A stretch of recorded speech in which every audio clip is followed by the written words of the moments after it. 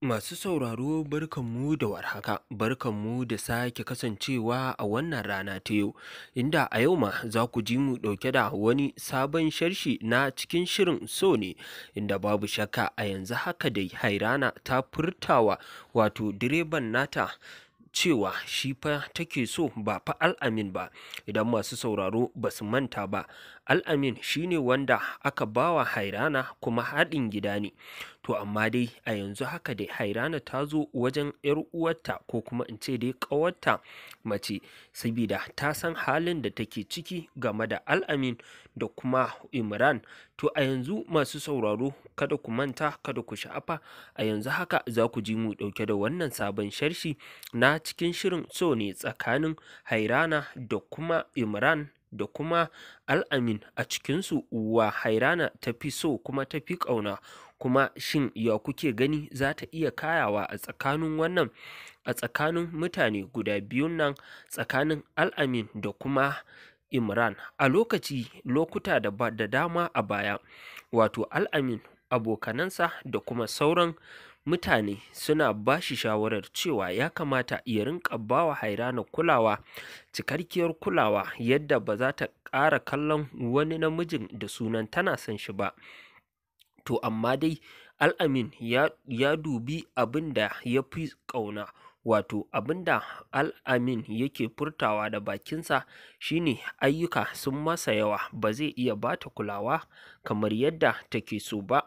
To idan masu sauraro kuna bibiye da mu, kafin mu shiga sharshin mu kai tsaye, muna roƙonka idan ya kasance shine zuwanka wannan tasha tamu ta farko, da ka daure ka danna mana subscribe, kana ka daure ka danna mana alamar ƙararrawa. Ta haka ne za ka rinka samun sabbin shirye-shiryenmu da zarar mun ɗora a cikin wannan ƙayatacciyar tasha tamu ta DM Hausa 24 a wannan lokaci. To masu sauraro sai ku gyara zama domin ku ji irin cikakkun sharshin da muka zo muku da shi na cikin wannan ƙayataccen shiri mai suna so ne. To a baya dai Al'amin bai taɓa ɗaukar maganganun da abokanansa suke gaya masa ba, amma kawo yanzu a lokacin da Hairana ta juya masa baya, a lokacin da aka ce wato Al'amin ya dawo ya rinƙa kai ta makaranta, a lokacin Hairana ta ce sam ita bata san zancen ba, gaskiya ita a batta kawai direba ya ci gaba da kaita. To a wannan lokaci dai Al'amin ya fara fuskantar wasu abubuwa game da direban nata. To idan mutane suna wannan kallon wannan ƙayataccen shiri, za ku gane cewa a yanzu fa Hairana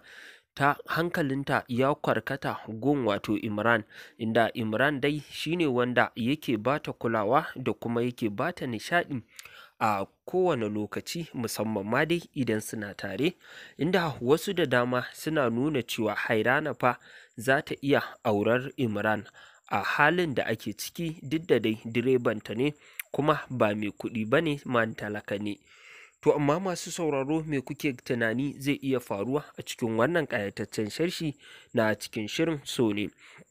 To masu sauraro da haka muka kawo muku ƙarshen wannan ƙayataccen sharshi na cikin shirin so ne. Idan ya kasance shine zuwanka wannan tasha tamu ta farko, da ka daure ka danna mana subscribe, kana ka daure ka danna mana alamar ƙararrawa domin samun ingantaccen shirye-shiryenmu da zarar mun ɗora a cikin wannan ƙayatacciyar tasha tamu ta DM Hausa 24. To masu sauraro kada ku sha'afa, kada ku manta,